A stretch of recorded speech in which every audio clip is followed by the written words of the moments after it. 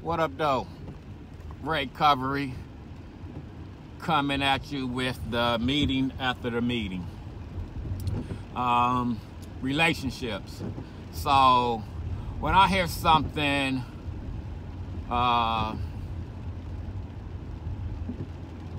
two to three times and in a time frame, I look at it like it's my higher power communicating with me and talking to me. So yesterday I facilitated a meeting and we were reading out of the Narcotics Anonymous flat book. And we were reading step 4 in this flat book, in a section in this flat book on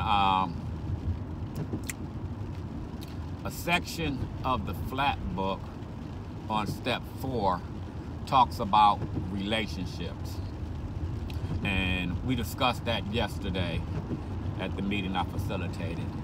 So I just left out of my normal noon meeting, and here again, once again, we're talking about relationships. So I heard this twice, and I look at it like this is my higher power communicating with me, and so I thought we would talk about, I would comment on my take on relationships, my experience on relationships. I don't know, where can I start?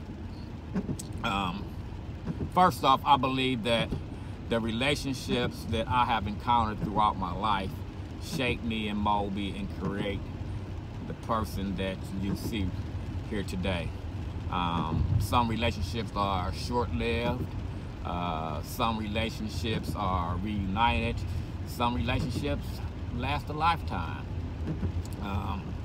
Some long distance, some real close, you know. But all of these relationships I have been in, I believe they were through my higher power. And some relationships I had to let go of. But ultimately, I believe that my higher power places certain people in my life for a reason. Whether it's to help me or to help them, or maybe it's to help somebody else that I don't know nothing about. So I remember I used to cut this lady grass, and I would always get into these unhealthy relationships. Unhealthy relationship after unhealthy relationship after unhealthy relationship with the opposite sex. And I remember talking to this older lady who I used to cut her grass, and she told me that you need to give yourself a year or two and really get to know you. Otherwise, you're just going to keep on getting into these same unhealthy relationships. Different person, but same unhealthy relationship. And I found that to be so true.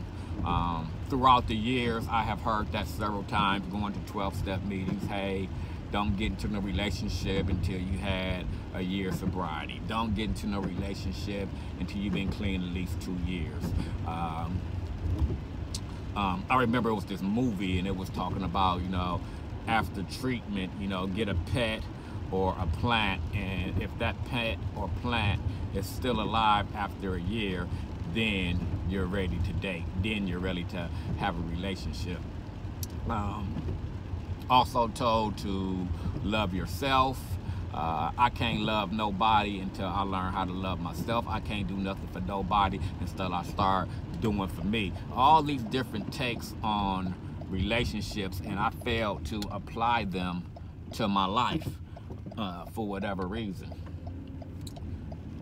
So it really wasn't until I was at my last treatment facility, and I remember going through the interview, had to get an interview to get into this place, and I went through the interview process, and I gotta make this turn, y'all.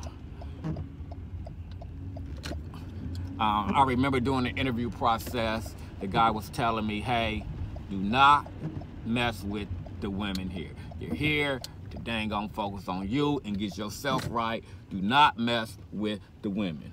And of course, I started messing with the women, and she told the powers that be, and they pulled me in the office, and you know they didn't want to kick me out, but I lost my privileges, and that's when it hit me. You really have a problem with getting in relationships with the opposite sex. You haven't gave yourself time to heal. You don't even know who you are yet. You really need to get to know you. But that's when it hit me. You know, that's when it all hit me, and I realized that I really needed to start looking at me and focusing on me and building a relationship with me. Right?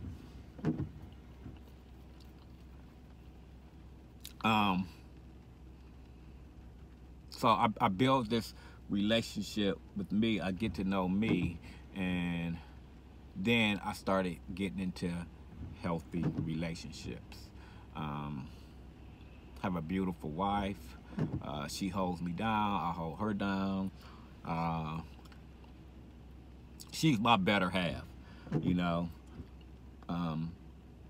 she's a giver. She's a caregiver, a caretaker, a giver. And, you know, she instilled something in me to be a better me. You know, she really makes me a better person. A lot of areas that I lack, she picks up on. And I truly believe that my higher power put us together. You know, he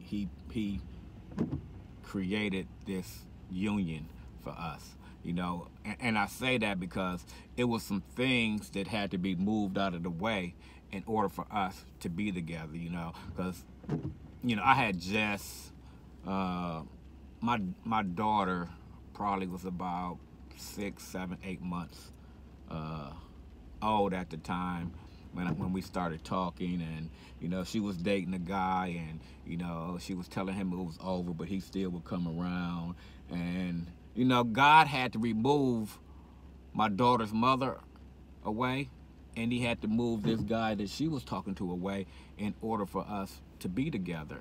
And that's exactly what happened. And now we have this great union, this great bond, this great friendship, this great love, and we complement each other and make each other better. I'm talking about healthy relationships, you know. Some people that wasn't healthy for me, I had to let go. You know, I talk about my uncle, how I have to love him from a distance. I talk about my brother and how I have to love him from a distance. Some people, I had to completely let go of them out of my life. A lot of my old friends that's still drinking and drugging, and, you know, sometimes I see them on social media and they posting drugs and they posting them drinking out at a party, and I deleted them. I deleted a lot of them, and just recently I befriended them again. You know, I sent out a friend request, and, you know, they accepted, but my page looks totally different from how it used to look, you know, because now it's all about recovery and promoting hope, you know, trying to be inspiration to somebody, trying to help somebody else out who may be struggling in, you know, relationships. You know, we're struggling with addiction, we're struggling with homelessness, you know. I think bottom line is, though, for me, though, is for me not to put a substance in my body no matter what. That's the bottom line. As long as I don't get high, everything will be okay. Everything will work itself out. It's weird because I went from hanging with, you know, drug addicts and drug dealers and thieves, and, you know, to hanging with ministers and deacons and doctors and, you know, people with degrees. And it's so amazing how my life has transformed and changed, and these relationships that I have built with these with these new people in my life is making me a better person. Who was that? Somebody was talking about, you know, being in relationships with people who are doing better than you. You know, If you making the most money and you the smartest person among all your friends, then you need to get some new friends. You know, you need to have some friends that's doing better than you, so they can teach you and guide you how to get where they're at in life. You know, and them the type of people I hang with today. You know, I want to hang with somebody who making more money than me, so they can guide me and show me how to make more money. You know, I want to hang with somebody who's more spiritual to me, and they can teach me how to be a better Christian. You know, I want to hang with some positive people. I want to hang with some people who's really practicing the spiritual principles of these 12-step programs, and that can help me be a better person. All right, so this is the meeting after the meeting. Peace. Peace. Peace.